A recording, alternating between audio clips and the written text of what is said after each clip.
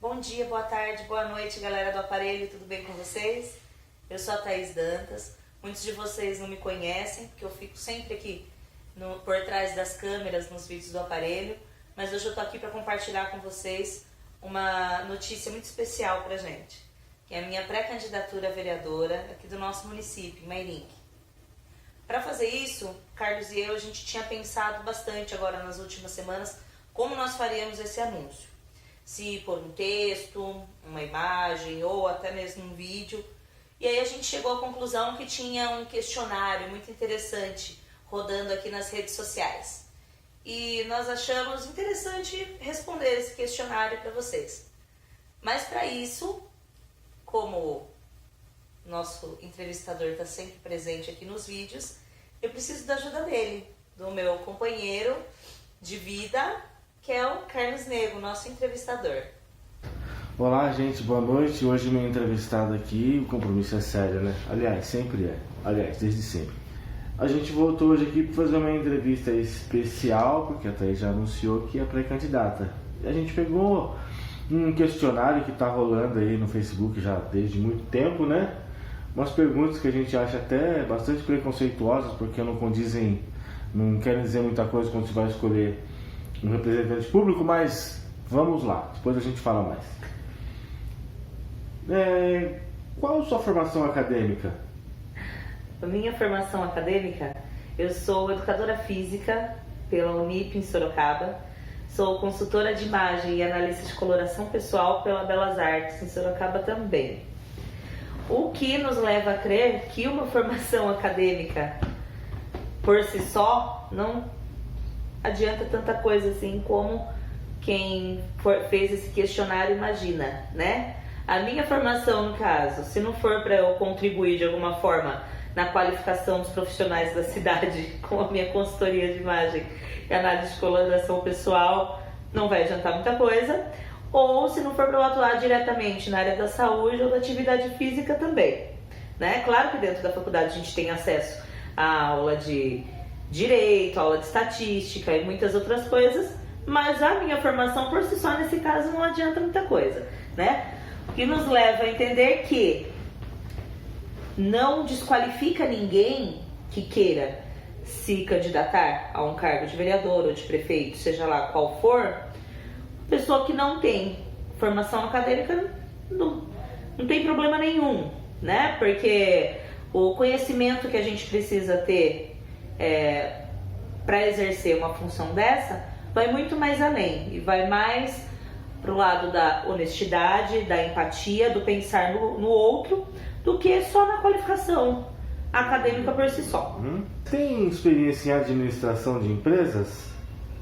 É essa a pergunta? Vaga, né? Ordem. Não, na verdade é administração. Em administração. Mas fica meio vago, né? Aí a gente para pensar, né? A administração eu tenho, porque eu tenho uma microempresa desde 2008, que vai muito bem, graças a Deus. Então, a administração privada eu tenho, sim, da minha microempresa, né? Administração pública, no caso, convivo sempre aqui com meu querido Nego, que é funcionário público, então a gente está sempre compartilhando dos nossos momentos, né? Então, posso dizer que conheço alguma coisa por conta dele, que está há 10, 11 anos já concursado dentro da prefeitura. Mas é uma pergunta muito vaga, né? Isso, conseguindo se eleger, qualquer pessoa que seja, vereador, prefeito, estando lá dentro, são horas e horas de estudo que você vai ter que ter, né? Experiência. Exatamente. Mas então, você sempre conviveu comigo nos projetos da prefeitura também. Sim, mas também não desqualifica quem não tenha, né? Uma pessoa que não tem conhecimento nenhum de administração, ela estando bem assessorada, estando bem... Sem preguiça de aprender, ela vai conseguir. Exatamente. Olha, que pergunta preconceituosa. Essa aqui dá até raiva de fazer, mas enfim. Você possui renda suficiente para não precisar da política para sobreviver? Então, aí a gente já até começa a pensar em... Por que a pessoa fez uma pergunta dessa, né? Gente, não tem cabimento esse tipo de pergunta. É uma pergunta preconceituosa, é uma pergunta sem empatia nenhuma, né? Sem pensar na quantidade de pessoas que estão lá dentro, que até tem, né, renda suficiente. Não digo aqui só em âmbito municipal, mas em âmbito nacional. Pessoas que estão lá dentro, que têm renda suficiente, mas se vendem por qualquer coisa. E a quantidade de pessoas que a gente vê aqui fora da vida pública, que não podem até não possuir renda suficiente, mas que tem uma honestidade tão grande, que tem uma boa vontade tão grande, sabe? Então eu acho que é uma das perguntas mais preconceituosas e sem amor desse questionário, né? Respondo, tenho sim, graças a Deus temos sim renda suficiente para não precisar da vida política, até porque estamos aqui até hoje, né? Como eu disse, a gente tem a microempresa já desde 2008, trabalho com transporte, sou consultora de imagem, sou cantora, o Carlos é músico, cantor também. Nós temos nosso trabalho com a cultura e, além de tudo, ele é funcionário público, ele é concursado, então se tudo der errado, ele é concursado e tudo bem, mas não é uma pergunta que não tem cabimento.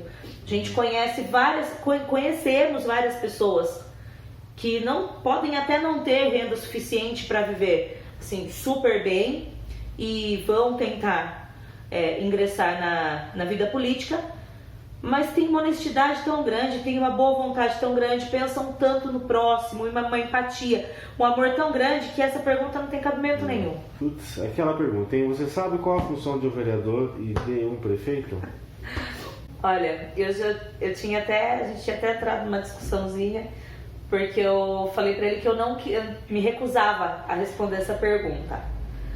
Porque até comentei com ele que eu fui dar uma breve pesquisada e até rolou um pouco disso também nas eleições passadas, mas que nessa pré-campanha agora é um questionamento que está tão batido, a gente está vendo tantas pessoas botando isso, martelando em cima disso nas redes sociais, mas de uma forma tão pejorativa, apelativa, sabe? Que às vezes a gente percebe que a população em geral, que deveria se preocupar mais em saber sobre, passa batido sobre essas postagens, né?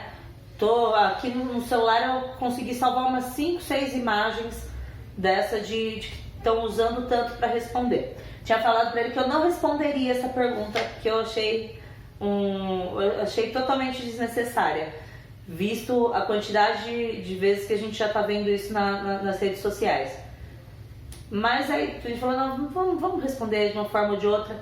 Então eu achei melhor responder ela de uma forma, do porquê eu acho interessante o cargo de vereador, porque eu acho tão bacana ser vereador. O cargo de vereador, para mim, eu vejo ele como tão bonito por ter a possibilidade de estar mais perto do povo, pela possibilidade de estar mais próximo, de ouvir o que o povo precisa.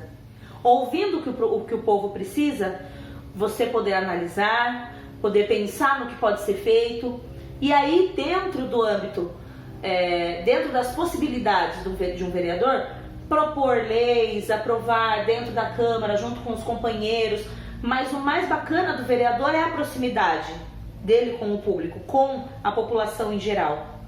E aí nós chegamos à conclusão do quê? De que essa pergunta seria muito mais interessante se ela viesse como o que o vereador pode e o que ele não pode fazer, né? Para quê? Para que a população deixasse de ser enganada por candidatos mal intencionados que chegam para vocês prometendo, não, eu vou reabrir o hospital de Mairink, ou eu vou asfaltar a rua da sua casa. Então tem coisas que o vereador pode, tem coisas que o vereador não pode. Tem coisas que cabem ao legislativo e tem coisas que cabem ao executivo. Então isso é muito mais importante para a população saber, para deixar de ser enganada e deixar de colocar dentro da Câmara dos Vereadores que já começam na campanha prometendo coisas que ele nunca vai poder fazer. Grau de experiência em humanas e exatas. Gente, em humanas e exatas é bem abrangente, né? vamos lá, quem bolou esse questionário, depois no final a gente vai fazer um apanhadão para ver o profissional perfeito para essa pessoa, né? Porque tá difícil. Já trabalhei, sim, né? Ele falou, trabalhei no CRAS, no CCI, Centro de Convivência do Idoso. Mas, gente... e na contabilidade do Beleza. Então... E na contabilidade do Beleza. Exato. E na contabilidade da Eternópolis também. Na contabilidade. Mas com o Perica aprende mais que em qualquer outro lugar. Então. Qual o seu nível de conhecimento da Constituição Federal? Assim. Gente, aí foi uma das perguntas que eu consultei aqui meu coordenador. Falei, gente, mas peraí, né? A Constituição Federal, qual